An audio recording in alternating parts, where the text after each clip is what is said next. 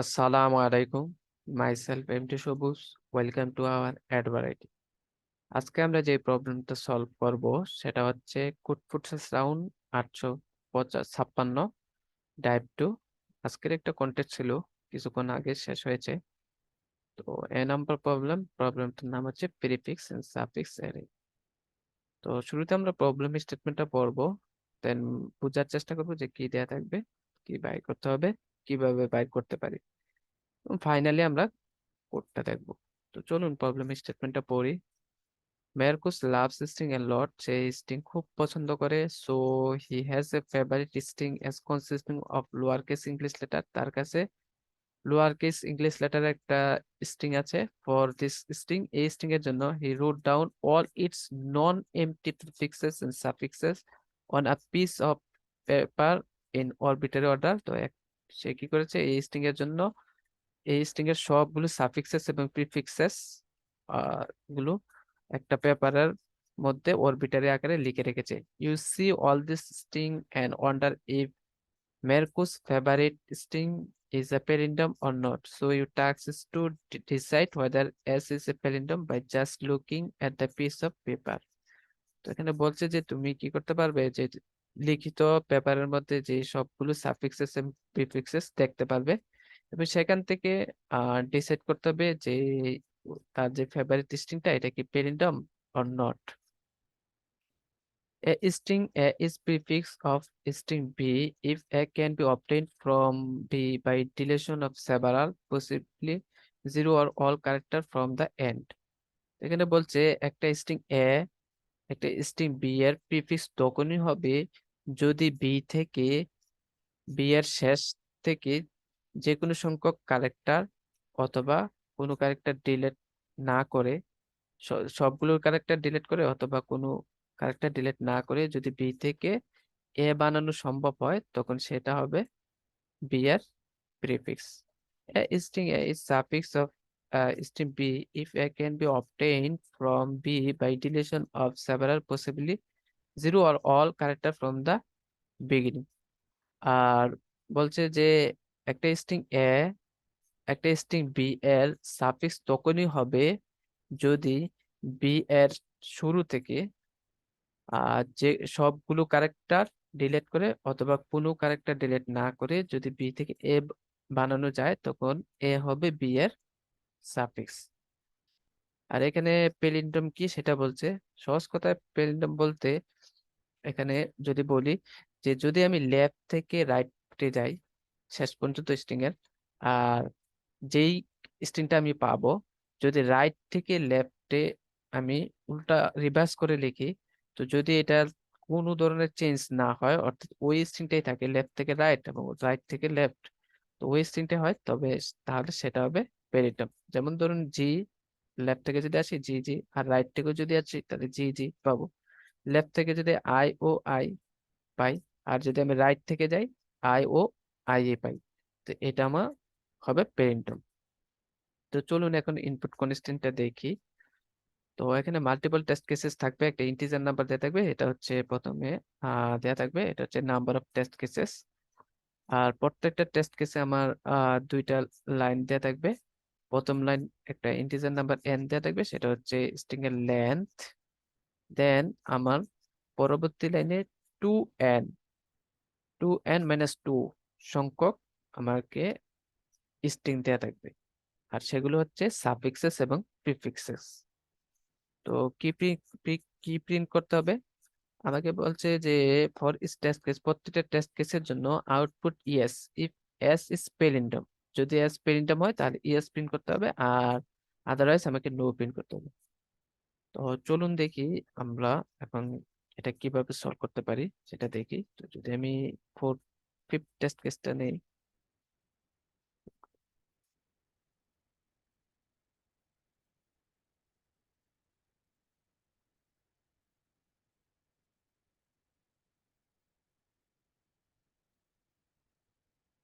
তো দেখুন প্রথমে আমার এন দেয়া থাকবে, একটা ইন্টিজার নাম্বার এন। দেন আমাকে দেয়া থাকবে two n minus two. Two n মানে ফোর, টু ইন্টু ফোর 8, আর মাইনাস টু মানে 6। তো 6টা আমার কি দেয়া থাকবে, স্ট্রিং দেয়া থাকবে, 1 2 3 4 5 6। তো এইখান থেকে আমার কি প্রিন্ট করতে হবে, যে এই সাফিক্স এবং প্রিফিক্স থেকে যে স্ট্রিংটা ছিল ওই স্ট্রিংটা কি পেরিন্ডম অর নট। তো একটা জিনিস ভালোভাবে লক্ষ্য রাখুন, আহ আমার কিন্তু কতটুক পর্যন্ত এই স্ট্রিং এর সাইজ গুলো দেয়া থাকবে, সর্বোচ্চ কতটুক পর্যন্ত স্ট্রিং এর সাইজ দেয়া থাকবে, সর্বনিম্ন একটা, এই যে এটা একটা ক্যারেক্টার নিয়ে, তো সর্বোচ্চ আমার কতটুকু দেয়া থাকবে, সর্বোচ্চ আমার দেয়া থাকবে এই যে এন, দেখতে পাচ্ছেন, এই এন থেকে -1, এন থেকে -1, সেটা হবে আমার কি একটা সাবসিকোয়েন্সেস। ওকে, তা আমার সম্পূর্ণ এই যে এন যে দেয়া থাকবে, দেখুন এন হচ্ছে 4, আমার এই ফোরের সমান কিন্তু আমার স্ট্রিংটা দেয়া থাকবে না, কারণ সেটা যদি দেয়া থাকে তাহলে কিন্তু তো এই ক্ষেত্রে থেকে আমি কি করতে পারি, চেক করতে পারি যে এটা পেরেন্ডম কি নট, ইজিলি আমি কি করতে পারি, চেক করতে পারি। কিন্তু আমাকে দেয়া থাকবে 2n-2 সংখ্যক সাফিক্সেস এবং প্রিফিক্সেস গুলো। তো সেইটা থেকে আমার কি করতে হবে, যে ডিসাইড করতে হবে যে এটা পেরেন্টাম কি পেরেন্টাম না। তো আমার সর্বোচ্চ সাইজের লেন্থের যেই সাফিক্সেস এবং প্রিফিক্সেসটা দেয়া থাকবে সেটা হচ্ছে n-1। এটা কিন্তু বোঝার বিষয়, আমার সর্বোচ্চ দেয়া থাকবে n-1। তো এইটা যদি আমার দেয়া থাকে তাহলে আমি ইজিলি কিন্তু বাইর করতে পারি। তো দেখুন আমি এটা কিভাবে বাইর করতে পারি। তো যেহেতু আমার সর্বোচ্চ লেন্থের কয়টা দেয়া থাকবে, ডেফিনেটলি দুইটা দেয়া থাকবে, একটা সাফিক্সেস আর একটা প্রিফিক্সেস, এর বেশি তো হতেই পারে না। তো দেখুন, তো আমি কি করব, লেফট সাফিক্স, লেফট স্ট্রিং আর আরেকটা রাইট স্ট্রিং। ওকে, তো আমি এটার মধ্যে যেটার এই প্রথমে কি করব, যে যে স্ট্রিং এর সাইজটা আমি যেহেতু যখন এগুলো ইনপুট নেব, যখন আমি ইনপুট নেব তখনই আমি দেখবো যে এটা কি এন মাইনাস ওই স্ট্রিং এর সাইজটা যদি, ওই স্ট্রিং এর সাইজটা যদি এস ডট সাইজ, সাইজটা যদি যদি আমার কত থেকে বড় বা সমান হয়, n-1, হ্যাঁ যদি সমান হয়। এবং আরেকটা জিনিস চেক করব, এই যে লেফটের এটাতে কয়বার আসতে পারবে, একবারে আসতে পারবে, আর এটাতে কয়বার লাগবে, একবারে আসবো। তো আমি একটা ভেরিয়েবলের মধ্যে চেক করব যে লেফট ইকুয়াল ইকুয়াল 0 কিনা, যদি 0 হয় তাহলে আমার তো এটা আর রাখার দরকার নেই, লেফট 0 না থাকে যদি 1 হয়ে যায় তার মানে কি আমি লেফট স্টিকের মধ্যে আমি ওই বড় সাইজের আমি নিয়ে নিয়েছি। তো সেটা আমি চেক করব।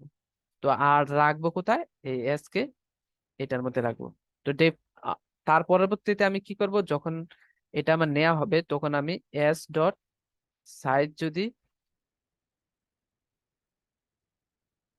আবার যদি ইকুয়াল কত হয়, সমান n-1 হয়, তো এখানে দুইটা পার্ট ডট, তখন কি হবে, এবং আমার কি হবে, যদি আর আর ইকুয়াল 0 হয়, ইকুয়াল ইকুয়াল 0 হয়, তখন আমার রাইট যে স্ট্রিংটা সেটা আমি নিয়ে নিব। ওকে, তো দেখুন এই দুইভাবে কিন্তু আমি ওই সব সাফিক্সেস এবং প্রিফিক্সটা, এই যে এটা এটা কিন্তু ধরুন একটা সাফিক্স একটা প্রিফিক্স, তো এটা কিন্তু আমি রেখে দিতে পারছি। তো সর্বশেষ আমি কি করব, এইটা অথবা এইটা আমি কি করব, সাপোজ মনে করেন লেফট স্ট্রিংটা আমি কি করলাম, রিভার্স করলাম। তো রিভার্স করার পর দেখুন এটা যদি আমার লেফট স্ট্রিং আসে তাহলে কত আসবে, দেখুন বি বি এ, আর আমার রাইট স্ট্রিং এ যদি থাকে এ বি বি, তাহলে এটাকে যদি আমি রিভার্স করি তাহলে আমি কি পাবো, এ বি বি। তাহলে আমি চেক করবো যে এইটা আর এইটা সমান কিনা, যদি সমান হয় তাহলে কি প্রিন্ট করবো, ইয়েস, আর যদি সমান না হয় তাহলে নো। এইটাই ছিল লজিক এই প্রবলেমের। তো চলুন দেখি কোডটা, আমি কন্টেস্ট টাইমে করেছিলাম, এই যে দেখুন।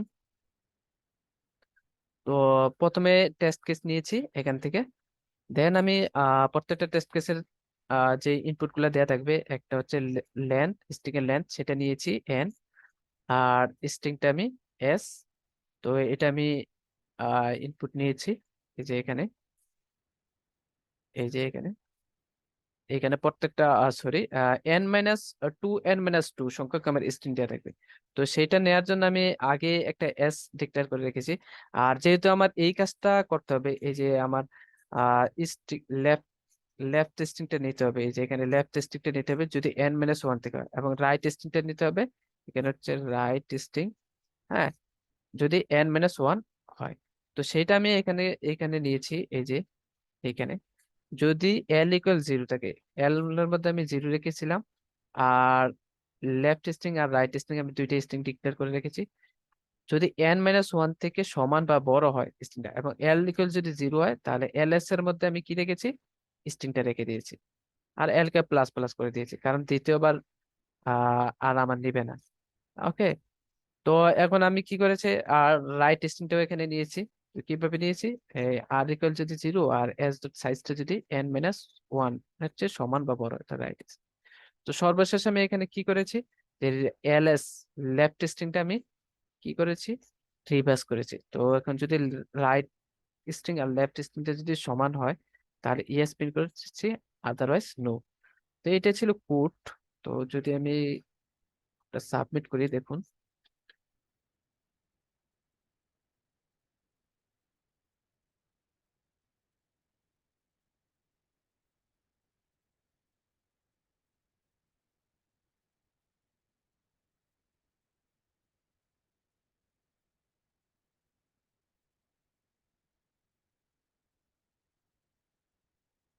এই যে দেখতে পাচ্ছেন অ্যাকসেপ্টেড। তো এটাই ছিল কোড। তো আজকের মতো এতটুকুই। Thank you.